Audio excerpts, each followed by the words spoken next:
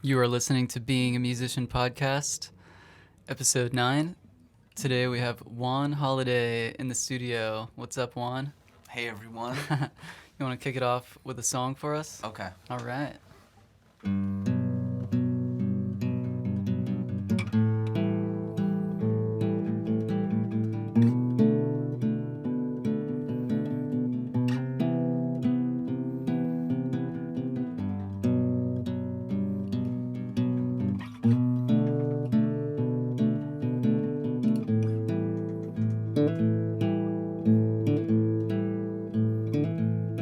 You know it starts here, outside waiting in the cold.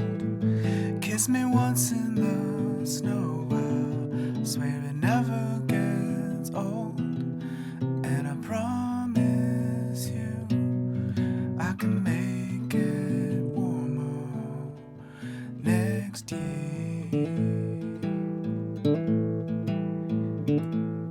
You know I came here because I needed your soft touch. I needed to feel something that sounded like an answer. And I'll stay here, and sometimes I'll get one.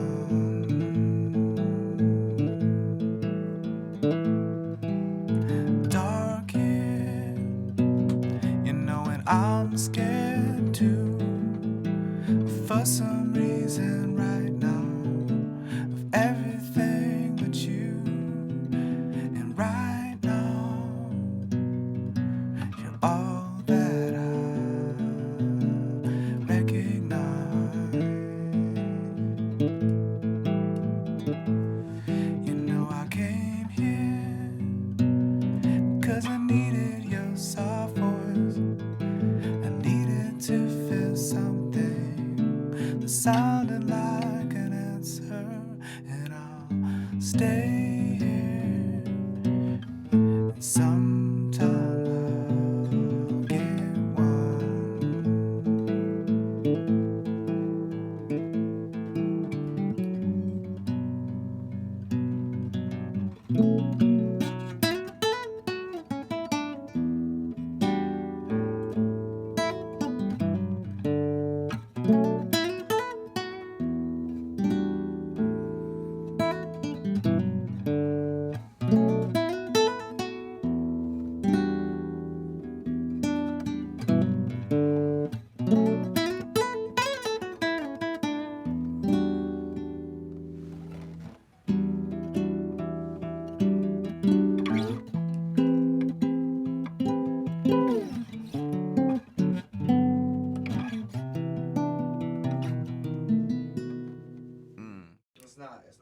It's not.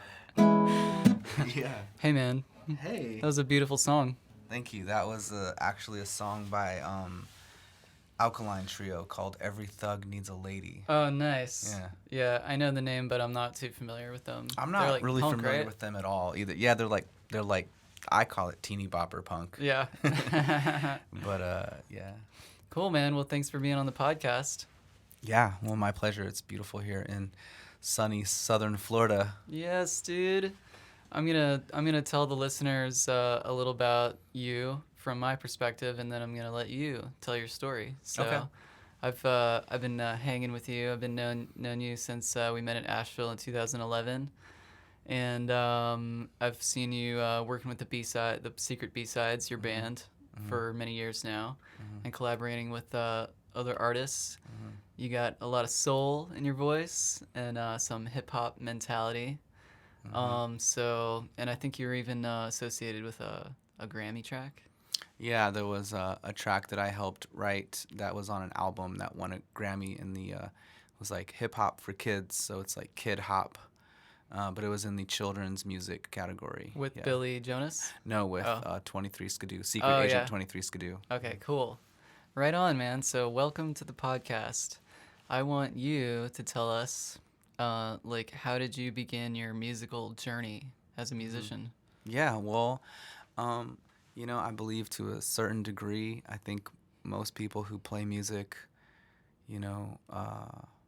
probably began somewhat as musicians probably at a young age. You know, I feel like it's very rare that people who really play music their entire life just one day decided to play music. I feel like, so in that sense, you know, who knows? Maybe from a past life. Yeah. But you know, I grew up in a musical family somewhat. We had a baby grand in the house, in my grandma's house, where I spent a lot of my younger years, and so I was always playing the piano, and my dad was always, you know, making up songs and singing his heart out.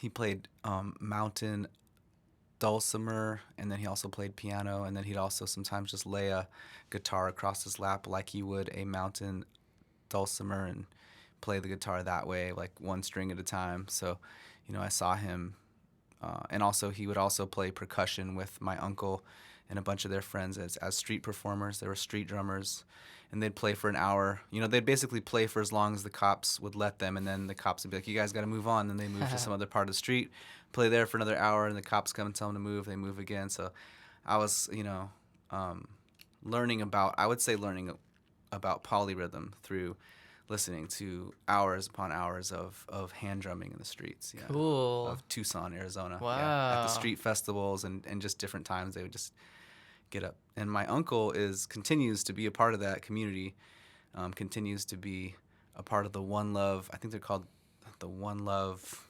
Well, just called One Love. I don't know what it is, like a drum ensemble, but he continues to play drums in Tucson and in the parks and stuff, and at the street fairs and stuff like that. Sweet. Yeah. So that was your like musical influence from your family. Yeah, I'd as a say kid. so. My great grandpa was a really good violinist his whole life. So other than that, I think that's mostly it. And then on my mom's side, we have like traditional Yaqui music. So there's a very interesting kind of like, I don't really know how to describe the rhythms that they play, but it's kind of like how sometimes music that does not come from what we call Western culture can often be microtonal, or it can exist somewhere outside of our normal parameters, or not be tuned to like 440 or something like that. You know what I mean? Like there's things. So in terms of Yaqui music, rhythmically, I would say it's not on what I would call a Western grid of rhythm. It's just like the point is of, I'm not sure if I'm getting this wrong because I don't really know that much about Yaqui music, but kind of from somewhat of like, I'm like not an outsider, but I'm not really an insider with that kind of music. Mm-hmm. But it appears to me that they're not really concerned about keeping on a time grid. I see. So that's the idea, is just to, you know, make this texture basically. So but that's interesting, right? That's cool. I use that in my own music of how often can you add elements that aren't necessarily on the grid and that are adding texture, are adding vibe. And I think that was really helpful for creating vibe. So the Yaqui is it's like Native American or what? It's a Native American group from northern Mexico and southern Arizona. Cool. Mm-hmm. Yeah. So when did you begin to participate in the in making music? Yeah. I mean, I think my dad singing around the house a lot. I would see him writing songs and stuff. I remember this one time he was writing a song with his fiance, and they were, you know, in front of the fireplace. And I remember thinking of a hook to his song, because they were having trouble coming up with a chorus, and they were like, "No, that's not it." And they were trying stuff, and like, "That's not it." And then I walked in the room, and I was like, you oughta be with me. You oughta be with me. And I was like, what about that? And they were like, that's great. You know? So, you know, I've always kind of been thinking of songwriting, just watching my dad write songs for every occasion, just for himself, you know, like, and really great songs that are just as good as anything you would hear on the radio, or, you know, really catchy songs. So I had a very familiar relationship with songwriting, like probably from the age of like 5 or something. And but it wasn't until I was, 11 or 12 that I started to actually want to perform. When I started listening to like Nirvana, just seeing the passion with which they performed, maybe by then I'd built up enough angst that I was like, I wanted to release some of it in that way. It looked fun, and it looked like a cathartic experience. So I wanted to be like Kurt Cobain, I wanted to smash guitars, but I was always like, well, but I would rather like give a guitar away than smash it. Yeah. Were you playing guitar at that point? But my mom bought me a guitar at that point. My mom bought me a mail order guitar, and it was always out of tune. You didn't even get to try it out before. Nah, it just came in the mail, and I started playing it, and I was not very good at guitar. And I knew, but at a certain point, I just knew. I was like, I'm gonna be bad at guitar for probably like 2 or 3 years before I even begin to really enjoy it. To begin to enjoy it. But I was committed, so I went for it, and eventually I started to write songs that I actually liked, even though I knew they weren't that good. I was like, but it's a song, I wrote it, and it's starting to be good. Yeah. And that was probably, around the age of like 14, 15. I feel like I started to write songs that were satisfactory to me, and then, now I'm to the point where I feel way more confident in my songwriting, and I'm excited because I have like tons of room to grow. I don't know anything about like I know very little about formal music education, Yeah. I teach music, but I really teach like how to be in a rock band. I'm starting to teach piano, but it's mostly because I'm helping my kids with their piano, because they have a piano teacher. Or my oldest kid, I have a 10-year-old and a 6-year-old. My oldest is taking piano lessons from a really good friend of mine, and so I'm basically helping her with her piano homework, and then turning around and using that to teach some kids relatively the same age as my kid how to play piano. So that's my hustle right now. But I'm learning piano in the process. Awesome. And I'm learning a little more about formal Western thought in terms of music, and I'm excited about that, just to see where that goes for me. Yeah. So were you playing? Did you get any bands like during high school or anything like that? Oh yeah. I had a band. Well, I always was so much into the like artwork and the like vibe of the band before even having a band. I was writing like, I remember one time I wrote out a list of like songs on an album that didn't exist, just because I wanted to like, imagine the album cover. Imagine like, because to me, like looking at the song names is a part of the vibe. Reading the song names on the album is a part of the vibe of the band. It's a part of what you're getting from music and from an artist, is like all of it. So I was always very holistic in that sense. I was like looking at all the different parts of the picture at once. Yeah. So music, honestly, the actual playing the music was not even the most important part to me, like from a very early time, You just wanted to have the experience of like this concept of being in a band and having all this stuff. Yeah. Yeah. And it was like as little as possible to create that was enough for me. Yeah. You're just in it for the ladies, right? Just in it for the ladies, and I got it worked. Now I have 2 kids. Now I'm in it for the music. Now I'm in it for the music. and it's nice to have some gigs to help pay some bills. Yeah.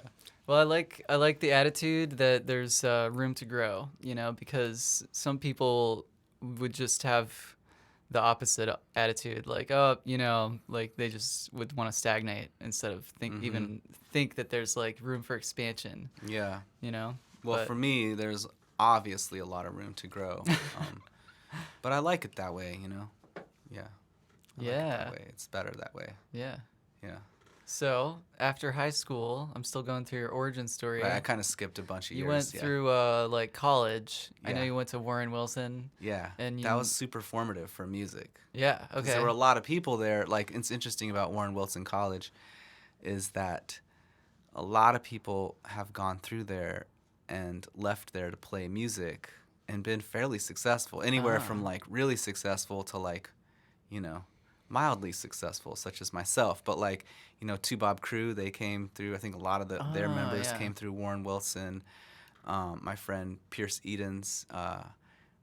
You know, I was like in this group of people that we all kind of went on to play a lot of music. What Pierce Edens, and then also Molly Reed and Eleanor Underhill, which went on to create.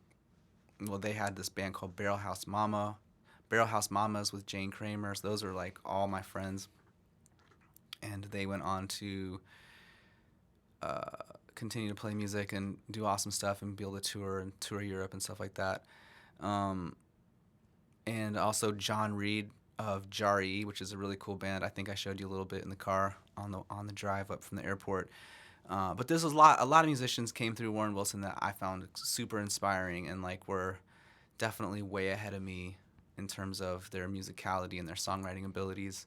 But it was a very nurturing environment. And what I liked the most about Warren Wilson is there were just people were really interested in listening to you. Yeah. You know, like that's not every place that wants to hear your songs as you're developing as a songwriter. Right. But I always had an audience there. You know, I always had, 5 or 6 friends, or sometimes just one. I just want to sit there, in the in the hallway or something and just listen to me, like really listen, Cool. And that's what I think that's the best thing for a musician is like you gotta have somebody to listen to you, or to really make you feel like there's a purpose in playing. Yeah. Well, I always notice, man, like the best listening environment, like when there's an audience that's really giving you their listening ears, it just creates an energy in the room. Like I've heard jazz musicians talk about like the best silence, like the quality of silence in the room, you know, is related to like, how powerful you can make your sound. Exactly. 100%. Yeah, there has to be somewhere for it to go. Mm-hmm. I mean, not necessarily. You can also play for yourself, and that's valid. Sure. But it is exponential. It is exponentiating when there's like another person there, and that's what coronavirus has taught me. Is like before coronavirus, I was in the mindset of like, the more people, the better, and I still feel that way. But like, once I was not able to perform for anyone except over Zoom, which is super lame, like, I was like, wow, I'm good if there's 5 people. If there's 2 people, 1 person is great, because I was alone in my apartment for a lot of it. So yeah. it taught me to value, like, anytime somebody's willing to give their time and attention to you, it's precious, it's beautiful, and it's very special. And now, so I'm grateful for that part of this pandemic, is the reset of like my expectations. Yeah. Mm-hmm. Yeah. Well,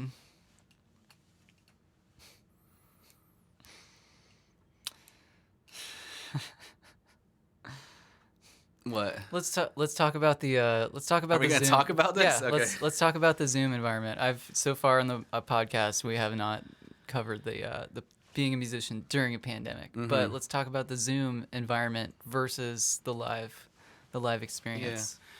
Yeah. I mean, I like Zoom in the sense of like, in some ways it's better than nothing. Mm-hmm.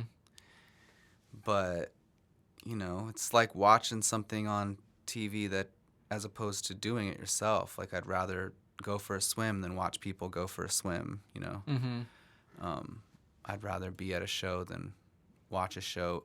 Mostly, though, what's the most difficult part is just the audio quality is often not that good Right. through a Zoom call. And, like, here you have the technology to get around that and to actually, give good audio as a part of your podcast. But, I mean, a lot of what was happening at the beginning of the pandemic was just like people using their cell phones, and it's just not as good. And I don't have the gear to give a good Zoom concert at my house. Yeah, So. and it's quite an undertaking. I mean, just to like get it all set up. Even to do a bad Zoom performance is an undertaking. Yeah. But even just like setting up the podcast, like there's just so much to like set up the space and plug everything in correctly so that you can get it going if you're actually trying to get like a high quality recording of it. But for me, that's why I enjoy just like shooting videos for the art of the video making for music. And I like doing that better than even live streaming usually, because I just actually have the ability to like, present it how like something that I think it should be listened to. And if a lot of times I'm doing the Zoom, and even if I do set up like all the DI plugging in, I listen back and the internet connection created the compression so it's still just like worthless at the end. Yeah, to me. Sometimes there's just but there's so many more balls in the air. Right. But I it's like I don't want to like vilify live streaming, because I think even before this was a consideration, like I think live streaming was cool. It was cool to like live stream a real concert. If STS9 was playing Red Rocks and I couldn't be there, I could live stream it sometimes if they decided to live stream it. And so that's super exciting. Like I'm at home watching something across the world and there's a bunch of people there that are excited, so it's exciting to watch that. Absolutely. But it's definitely it's not a direct substitute for a live experience. And I know for me, I mean, I knew this before the pandemic anyway, but it's just like I said, it's no substitute. And for me, I would never want to like give up live music. I would never want to like live in a world where nobody even remembers what it's like to go and listen to music in a room that's coming out of a guitar. So I want to uphold those values, you know, those traditional values. So I mean, what's kind of cool too is that like during the pandemic, especially early on, there was this sense of like, wow, like people are in their minds, they're like risking their lives to come see some live music in the same room. This sense of like, we don't know what's going on. Like, we don't know, there's so much going on all at once. And it's like all these questions. But like once people started going to shows, it was like, you really want to be here, Right. Like, if what they're saying is true, then you're literally risking your life to be in this room with me right now. Yeah. And that's kind of cool that you're like, you're there, you're willing to be there, and I'm going to give you the best performance I can because of it. Like, I appreciate that, you know?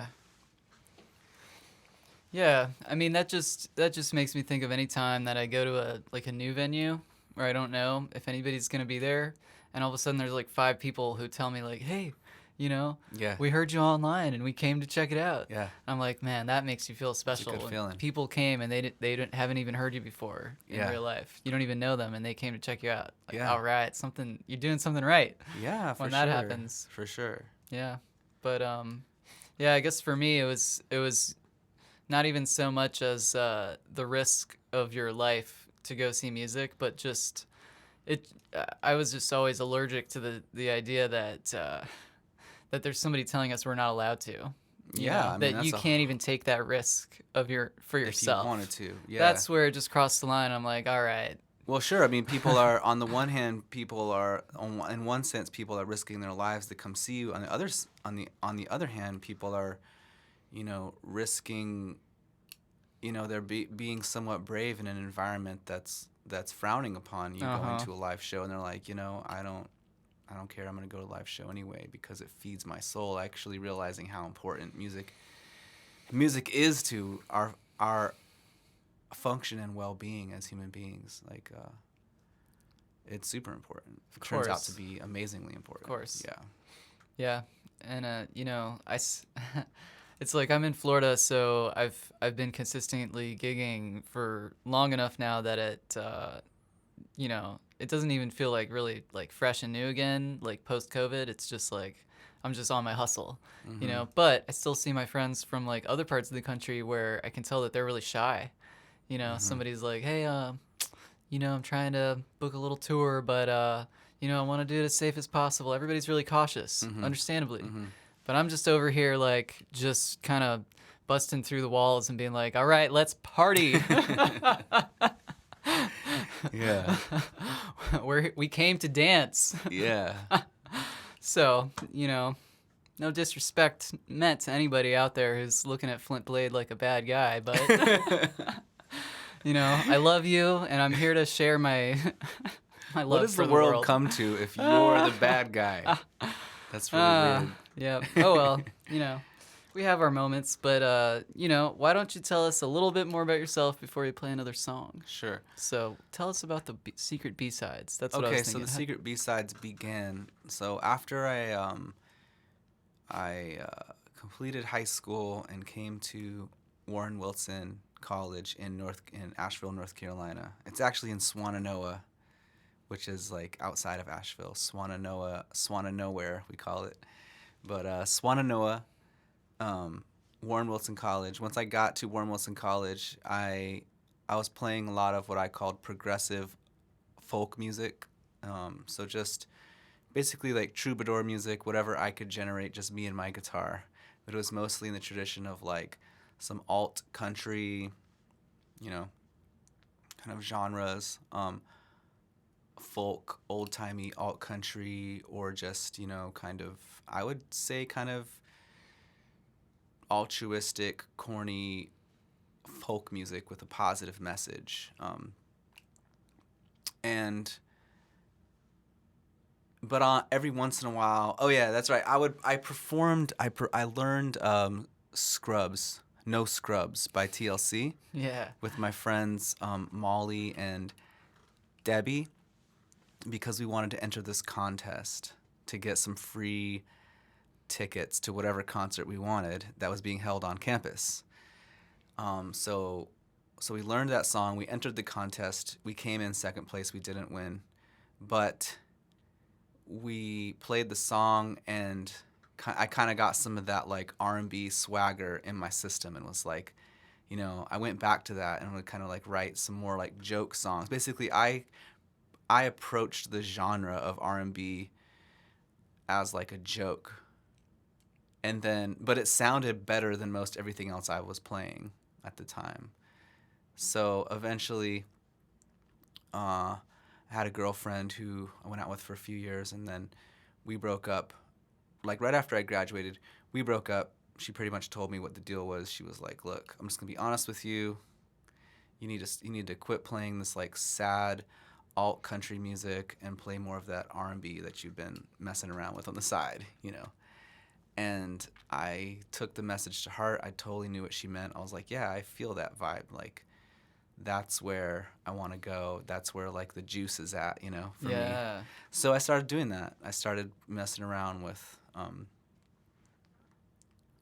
you know, I faked it till I made it, basically, of like, I'm going to play these like cool jazzy guitar chords that I have no clue what they are, You're gonna what make they're some, called, but I'm going to like make some baby making music and just like pursue this other genre. I mean, I've always loved hip hop. I've always listened to hip hop since I was really little. My dad showed me Public Enemy when I was little. I pursued it more. I got someone to get me a Run DMC cassette when I was little, and you know, I've always like had an ear for that part of kind of American culture, but eventually I pursued it myself and was like, you know, I can do this. I should do this. This is good. So then I think it was like a year after having graduated from Warren Wilson, I was on Warren Wilson campus. I just continued to hang out on campus for a few years after I graduated, just because that's where like my friend group was, and I was like a part of the choir even after I graduated. I continued to be a part of the Warren Wilson choir, and I had this batch of songs that I was calling the secret B-sides, and I was looking for a drummer. I knew I wanted a drummer, and I kind of built up the band piece by piece. I was walking around campus, and I heard somebody drumming in their room, and I went and knocked and was just like, "Hey, how's it going?" this dude Brian Hedgepeth was playing drums, and I was like, hey, I'm making a band. If you're interested, let me know. He's like, what kind of music you play? And I had a hard time kind of like describing it, but I was basically like, eventually I just coughed it up and I was like, well, like black music. And he was like, okay, I got you. And yeah, and then I added a bass player, Woody Eaton. It's this guy in the area who worked in like biofuels. He's also a bass player and like a kung fu practitioner. So that kind of began things. Like, had a bass player, drummer. Then we added Caleb Sherrod. Oh no, first we added Dan.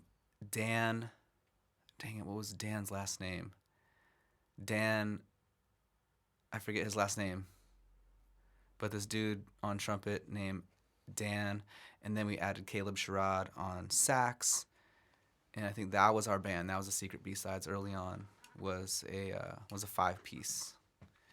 And we recorded an EP called Lost Episodes at this place called Altamont Recording, which was in Carolina Lane, which is like an alleyway in Asheville, an Asheville famous graffitied alley in downtown Asheville.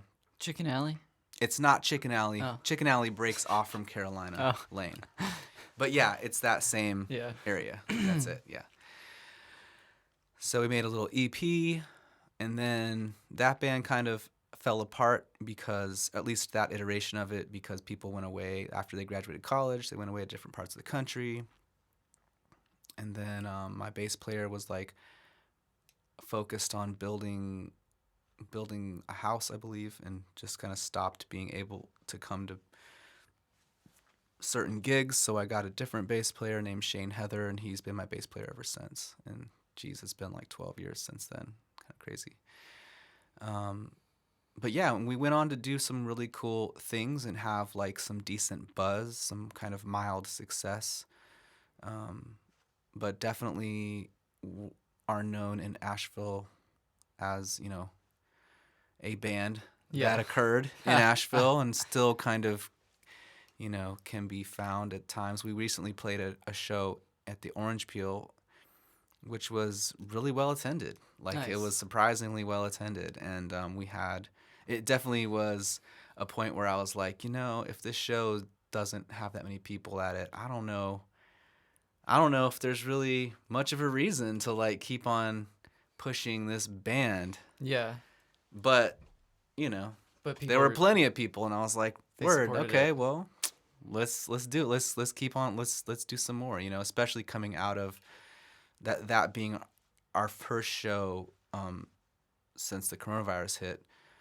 Actually was we had one show at the Orange Peel right after the coronavirus hit. We did a live stream where there was no audience from the Orange Peel, and that was one of the worst shows of my life.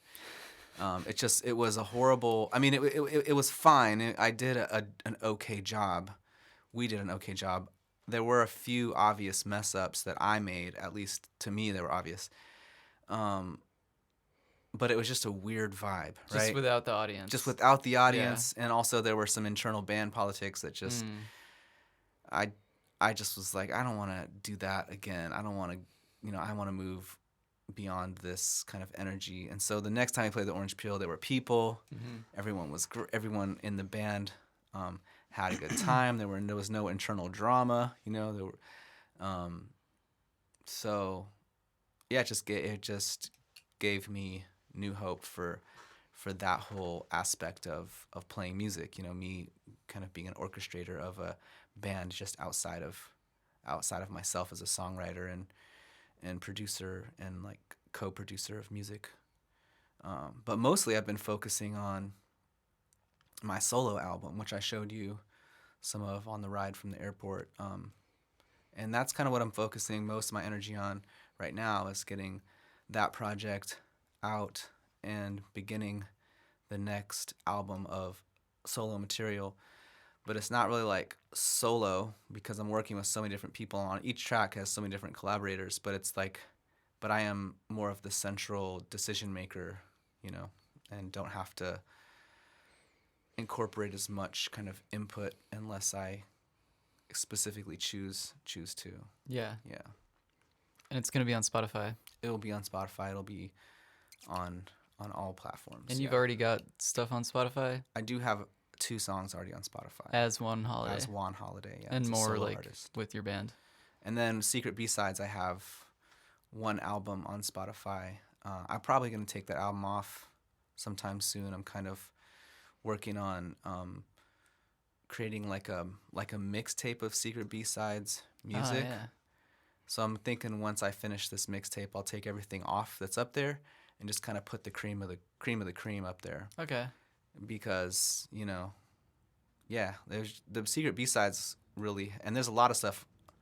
Most of what I have on the internet, I feel like is kind of garbage.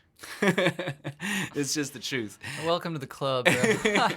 And so I'm kind of in the process of like, okay, I have leveled up my output is just at a different level than it used to be. And so at a certain point, I have to kind of like, when I put that stuff up, I need to do a little bit of cleanup on the back end. So that's what I'm doing.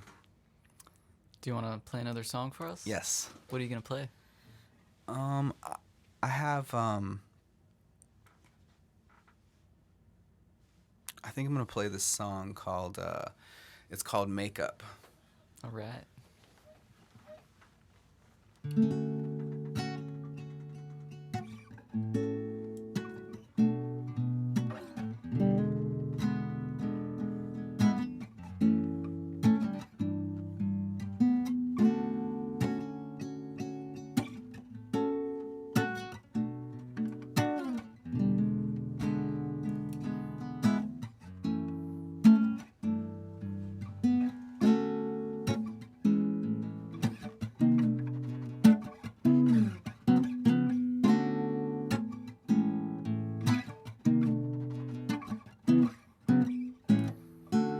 Don't need any makeup when you go downtown. All you need is some sunshine to wipe away the frown. When the sky is cloudy, I can see your smile. And when you come around, I'd like to stay a while. Honestly, I'd rather see you with nothing at all. 'Cause underneath the surface, these problems seem so small. Life's imperfections make it seem more real. So now just close your eyes and please tell me what you feel. Do-do-do-do. You don't need any makeup. You don't need anything at all. And you don't need any makeup. You don't need anything at all. You don't need any makeup. And you don't need any makeup. So take all your makeup and rub it off on me.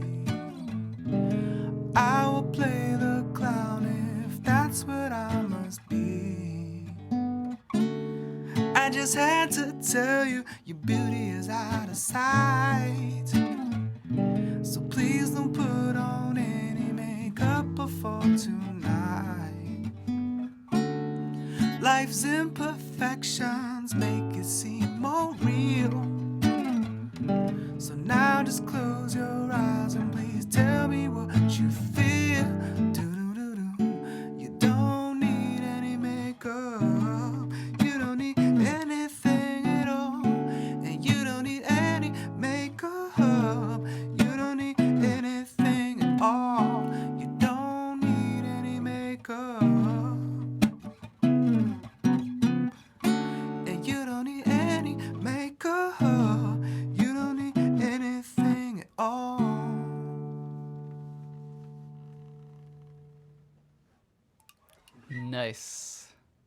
Thank you. That's original? Yeah, that's the original song. All right.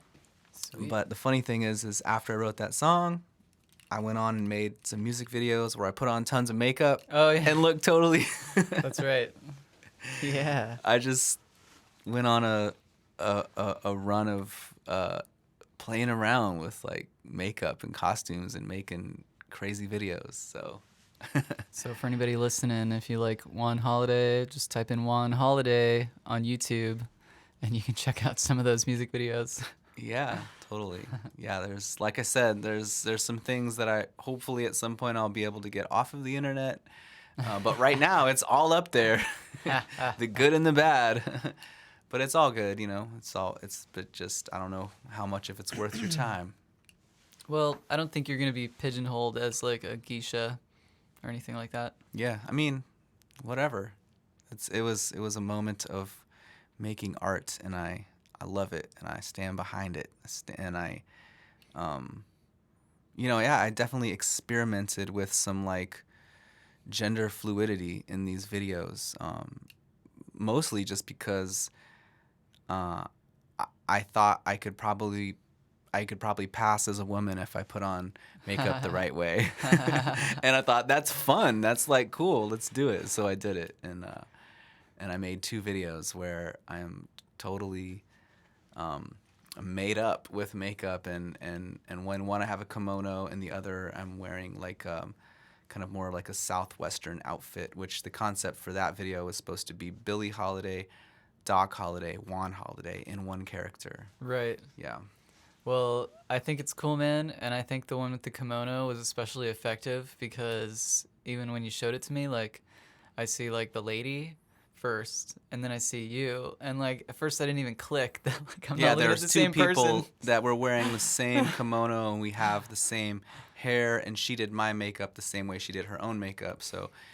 But when it goes to you, I didn't even click at first that that's you. That it was me and dressed not up her. like her. Yeah, we the concept for that, or part of the concept for that video was just to create, to trip people out and be like, is that a girl or a man? Is that a man or a woman? You know, and are those 2 different people or is it the same person? But I definitely weirded out like my parents, both of my parents. Like I sent them the video and they didn't respond.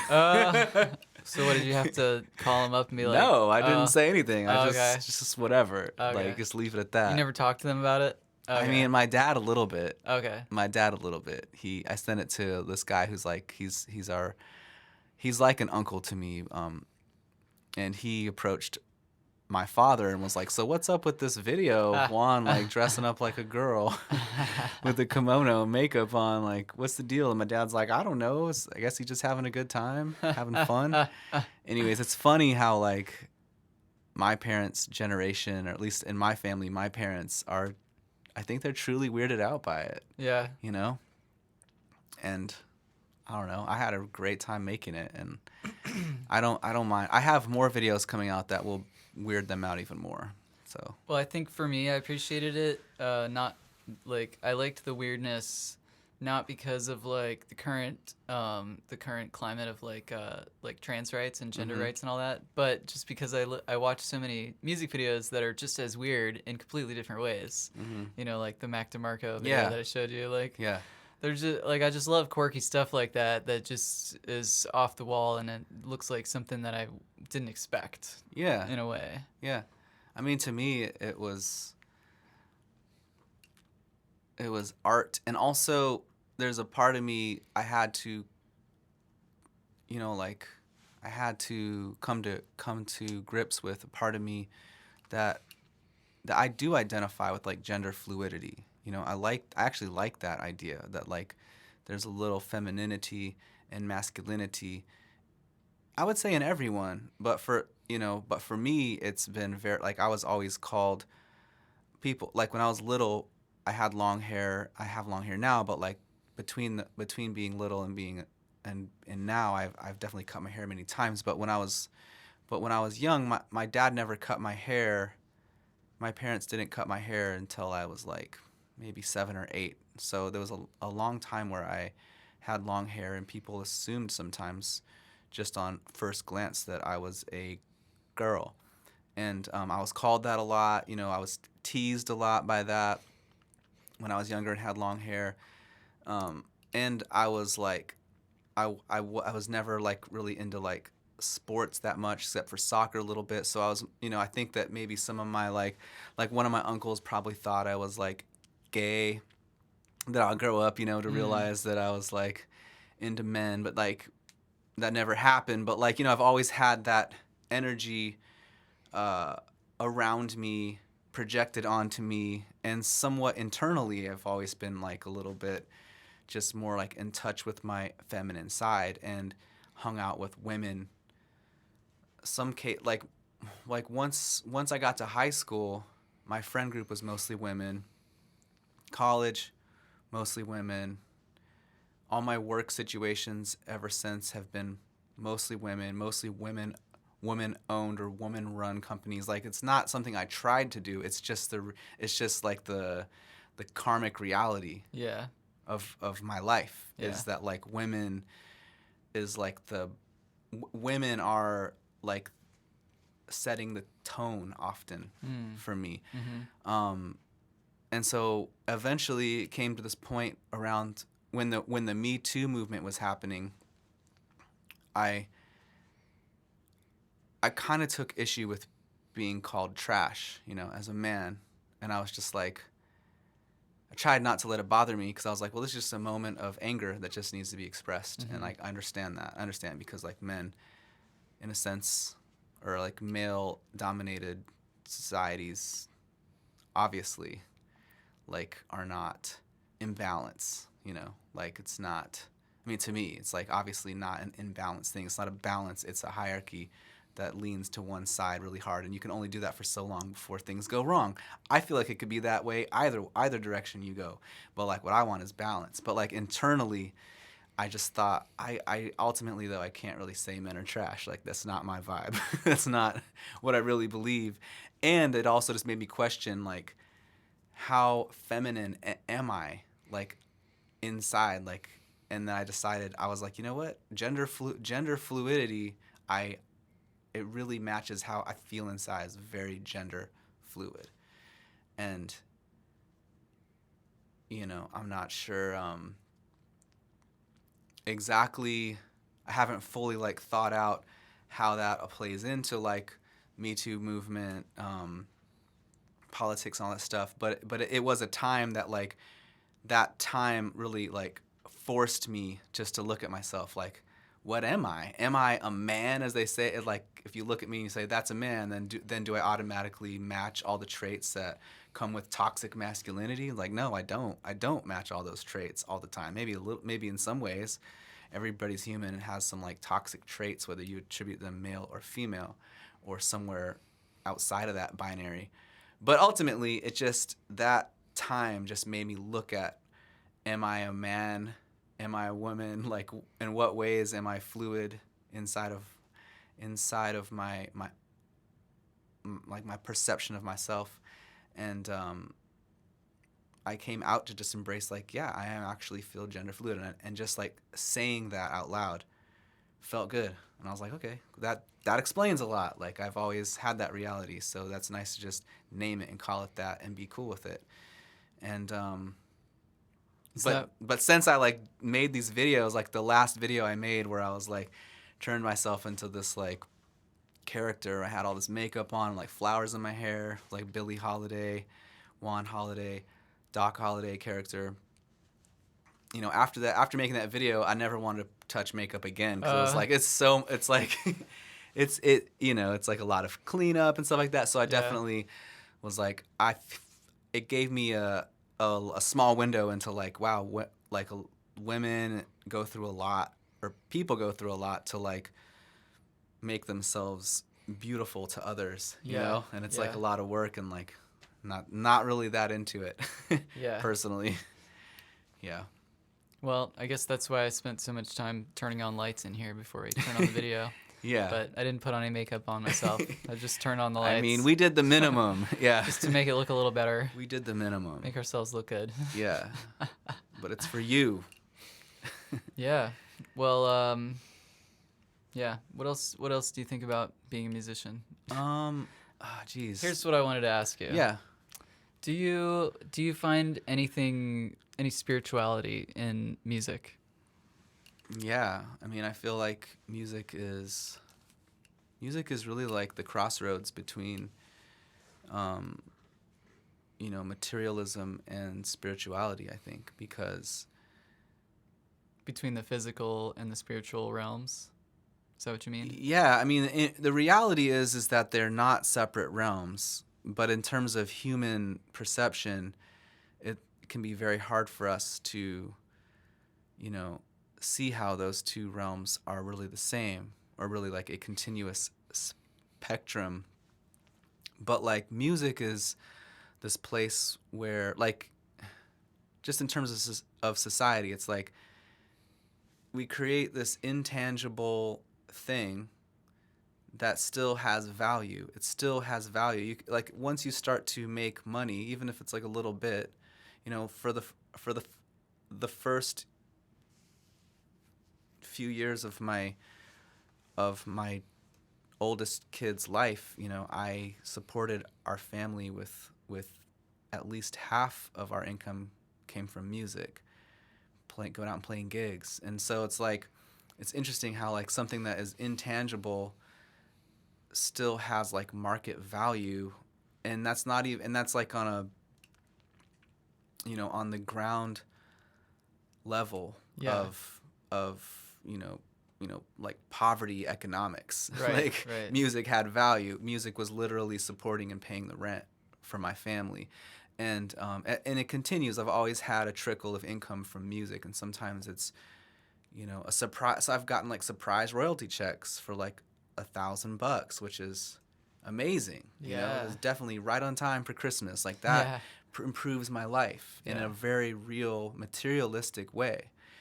So it's interesting how like music, which is so ethereal and non-tangible, still has this, material value and like impact in what we call the real world. But really, the reality is it's all real world.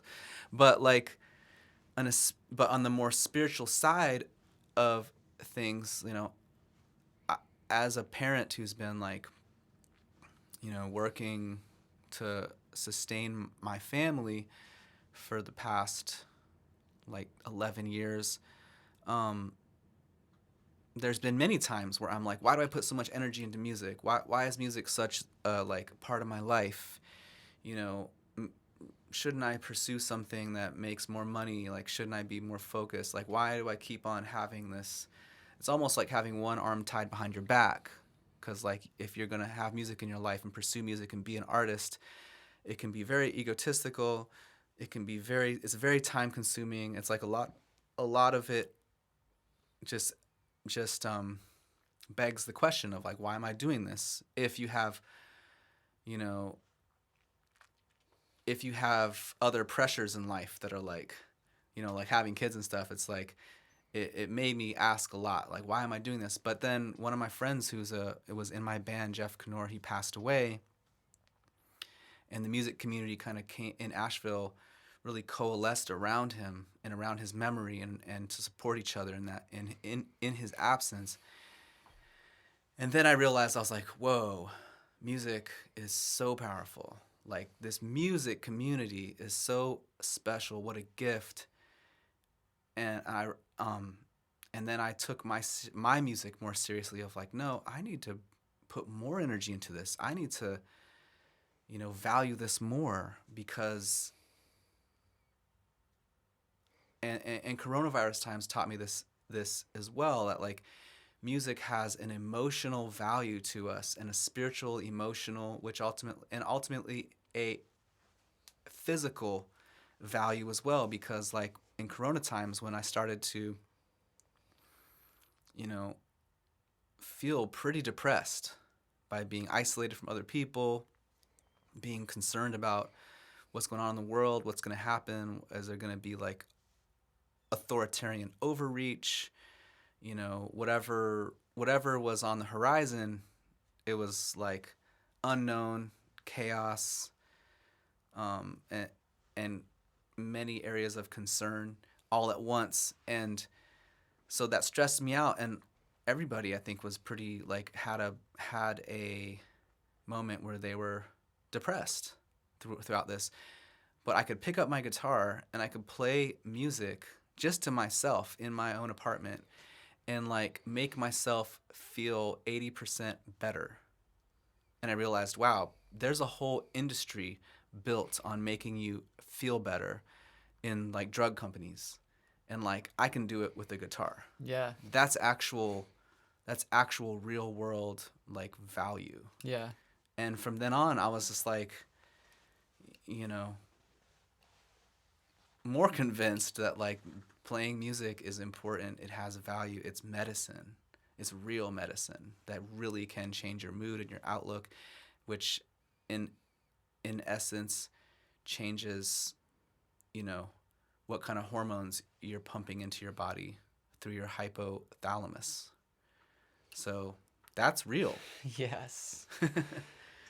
Amen, brother. Yeah. Have you ever had any songs come to you in a dream? Yes, Yeah. I've had several songs come to me in a dream. Not all of them are songs that I've like maintained memory of, which sucks. You know, I should have recorded some of them, but I've definitely had some fairly complex. I had one that had like some very complex finger picking come to me fully in a dream, and I woke up and like played it. Yeah, and I've had several dreams where I wake up and I grab the guitar and I just like, you know, figure out what that song was and With lyrics too? Yeah, or? some with lyrics. Yeah, some with lyrics, for sure. Have you done that? Yeah. Yeah. Yeah, I've had a few songs came to me in a dream before. Yeah, usually just like the vocal melody and some lyrics, and then I would just figure out the guitar part along with that. Mm-hmm. But I've had a couple. Mm-hmm. We All Need Love, that one that I played you the other day. Mm-hmm. That was out of a dream. Yeah. In my dream, I saw my friend Samara Jade on Yeah. stage singing that song. Samara Jade from Asheville, Yeah. right? Yeah. Yep. In my dream, I saw her playing, and then I woke up and I was like, I don't think that was her song. Mm. Yeah. It's not like, you know, I haven't heard her play that song before. Yeah. Yeah, and I confirmed. Yeah, it was my song. I was like, Samara. Yeah, good. You got to do the research. Like, does this come from the dream world, or did I hear it in this world and then bring it into the dream world and think that I made it up? Yep. Yeah. But then the cool part was I had her do harmonies on the song. For Yeah. me, so Yeah. bring it into the real world, Yeah. bridging the realms. Yeah, bridging the realms. I think that is our work as musicians, to truly bridge the realms, because, you know, I think musicians are important because I think, especially like if you're doing like improv, jazz music, at a high level, or I guess at any level, if you're doing like improvisational music with people, then you're using. I believe you're using a lot of your brain. Like you probably are using more of your brain than you are at other times, or the more of your whole being. Yeah. Your whole being is Yeah. being used in that moment. You are really in the moment, truly present, and truly having to process information at a fast rate, a lot of information Yeah. at a fast rate. And once you click in and become like somewhat psychic with your group of musicians that you're with, I really believe that that's probably one of the pinnacles of human existence. And like people who do that a lot probably think in different ways, are able to be creative and think in better ways about all types of topics. I believe, you know, Yeah. I believe that like if we really wanted to have like the best, you know, like doctors and lawyers and stuff, they would probably be musicians too. So the brain's really healthy and thinking creatively, and then, you know. Well, that's why Bill Clinton was the best president, because he played saxophone. Right? I mean, honestly, it probably helps. It probably helps. I think in history too, I feel like you musicians, you know, like at least a little bit that I read about, like the early life of Miles Davis was that like zoot suitors but jazz musicians in New York were more willing to go outside of the limits of social acceptability and and push against the limits of like legal racism, you know, because they had their minds on another plane, and oftentimes they were just like, they were so free in one way that then they made them want to bring that freedom into our world where there's more limitations, into the what you would call the material world where there are limitations, and push up against those limitations and be like, I know what it's like to be free outside of that, so I'm not gonna be as subservient when it comes to, you know, coloring inside the lines of unjust laws, you know. I think that's really important. I think that musicians really, when musicians really rise to their true like purpose, they end up being a part of societal shifts, you know. Yeah. You know, what's coming up for me here is that like your true purpose, and like having you know, a sense of righteousness about it. Yeah.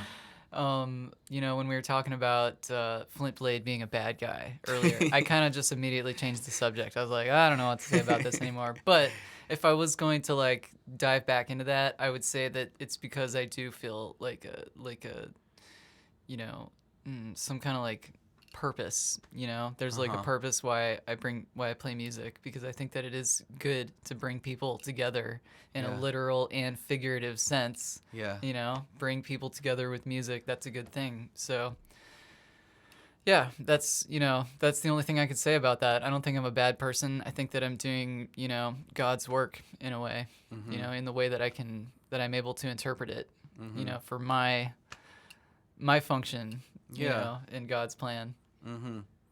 If I was going to be spiritual about it.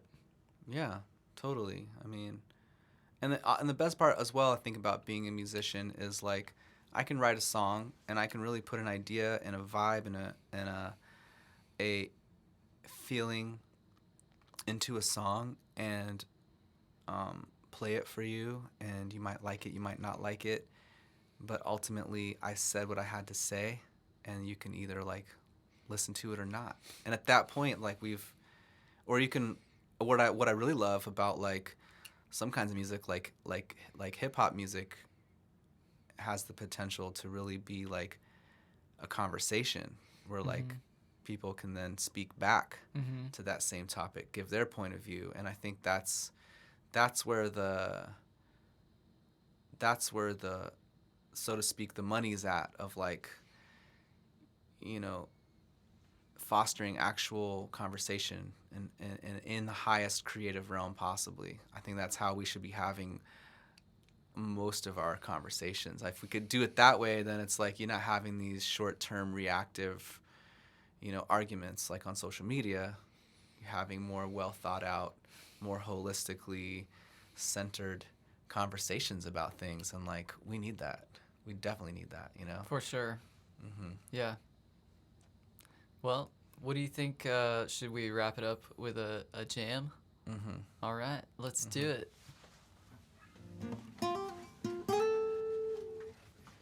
What's this one called? This one's called Sunshine State of Mind. All right. To honor Florida. I love Florida.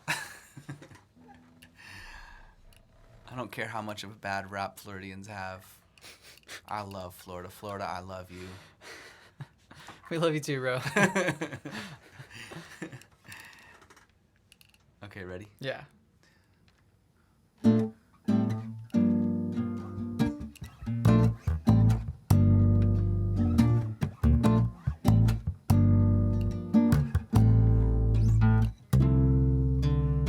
Sunshine state of mind every time I see your face. I've got the sunshine state of mind.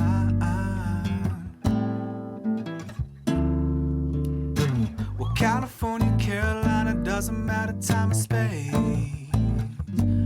I've got the sunshine state of mind.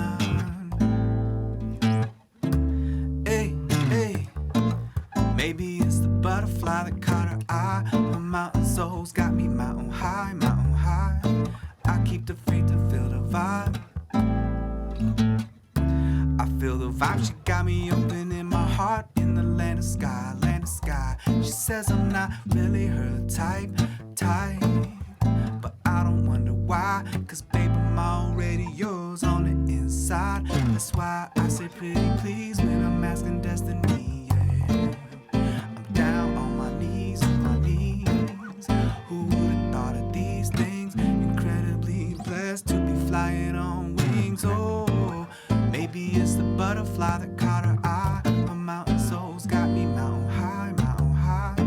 I keep the faith and feel the vibe. Well, sunshine, state of mind every time I see your face. I've got the sunshine, state of mind. Well, California, Carolina, doesn't matter time. I've got the sunshine, state of mind. Well, sunshine, state of mind every time I see your face. California, Carolina, doesn't matter time and space. When I'm in the same place as you, feel like love's coming true. Tell me what you wanna do now. I was thinking we could take a trip down to Charleston, Folly Beach, Myrtle, Carolina, all of them. We could get away, hey, at Estill Island. Ray-Bans and suntans, slow dancing, smiling, sunshine, state of mind. I got that. I've got the sunshine, state of mind. Well, California, Carolina, it doesn't matter time. I've got the sunshine, state of mind.